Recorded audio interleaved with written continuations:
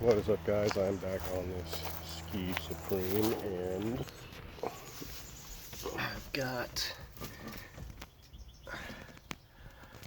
I can't see anything actually, but alright, if you can see here, this is the hull with the hole down here.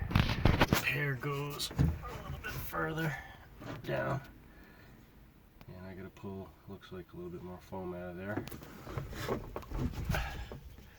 which I've already done a lot of over here. I came right out easy enough, and basically I've got these couple of boards propped into the corner to hold my deck up here that you can see. There's just no way I'd get it out of this. Tanner, if you're watching this, man, I'm thinking about it, cutting this hole a little bit bigger so that I have a little bit better access. I got, I'm barrel chested, you know what I'm talking about? So this is actually quite a pain in the ass. I haven't run across too many spaces that I can't get into easily because I'm a small dude, but yeah, this is pretty tight, and I'm gonna have to get up in the back here to, just whatever. I'd really like to get this inside. I'm a little late on this boat because we've got to hold up inside the tent, and it is baking hot out here, and this is the kind of job you want inside with fans and all that. But in any case, we've got her opened up. I'm going to pull a little bit more foam out of there, like I said. I mean, this is, I think, mostly dry, or at least this big chunk is. I could probably pour it back in. We'll pick up some a quart of foam, unless you want to go ahead and put new foam completely. You have to get a little bit more, but we could just stick it back in place.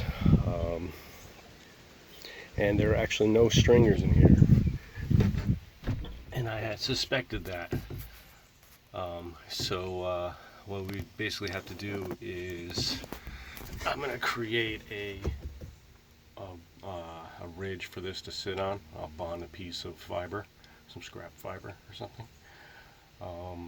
and I'll band the edge all the way around and band this when I put the deck back in, and then I'll drill a couple of, say, 1-inch holes to fill the rest of the foam in the top, and that'll make everything nice and solid. Not that you're going to be going in there much, but whatever, if you store stuff or anything like that, it'll be solid. And I think that'll pretty much get you down and in the water, man. You won't have any more leaks around the bow here. I think that's what's the main thing that's going on, to make everything deteriorate underneath when you had no rigidity basically in the hull, because all the foam is disconnected, and the hull's not real thick anyways compared to the deck, I'll tell you that much. So I'm going to lay an entire couple of layers right up through this whole, the whole entire area inside there,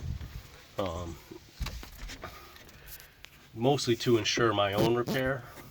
I don't want to keep on, this is the second time this has come back, and I honestly think that the hit that it got shouldn't have busted this open, but it is what it is. But I had suspected it would be better to tackle from the inside. Every repair is better if you can reach it from the inside. So basically I'll probably cut some cardboard, whatever, and tape it or stick it to the back side, so I've got a surface to glass too, and I'll grind this whole area out, and then glass a good foot or so all the way around everywhere, probably right up, you know what I mean, right up to the chine here. And then I'll put a good couple layers in here to thicken it up in the bottom, and then grind the area from the outside and patch that, and that should be the thickest, strongest part of the boat. Besides this damn deck, it's overkill, it seems, but nothing wrong with that. Good solid boat. I actually like this boat. Cool little boat. I'd love to have it for my kids. So I'm going to go ahead and continue this on another video. Go ahead and like this video, subscribe if you made it this far. Appreciate it. You'll get notifications for this and other jobs. Appreciate it. Thanks.